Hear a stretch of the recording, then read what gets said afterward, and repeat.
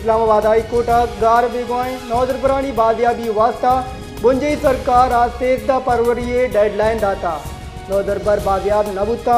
बुढ़ा मदन वजीर टिकेटी दाखिला व दिफा वो कानून नाफिज कनो के इदारा बयान अलफी दयान वो कानून रिदा कार्रवाई हम भी हामिद गेस इस्लामाबाद हाई कोर्ट रिदा अटॉर्नी जनरल जबरी गुमशुदा बलोच स्टूडेंटानी लेड हामिद गिसा पेश कुता हामिद गिसा गुशबुता के 12 बलोच मिसिंग नौजरपरानी केस हल तलबेन वफाका सिद्की दा तक के देम तरह कस गार बिगवा कनग नबी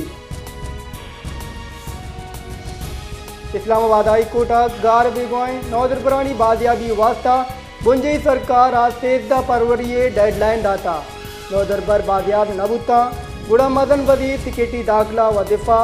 वो कानून नाफिज कनो के इदारा बयान अलफी दयान वो कानून रिदा कार्रवाई हम भी हामिद गेस इस्लामाबाद हाई कोर्ट रिदा अटॉर्नी जनरल जबरी गुमशुदा बलोच स्टूडेंटानी लेड हामिद गिसा पेश कुता हामिद गिसा गुशबुता के 12 बलोच मिसिंग नौजरपरानी केस हल तलबेन वफाका सिद्की दा तक के देम तरह कस गार बिगवा कनग नबी।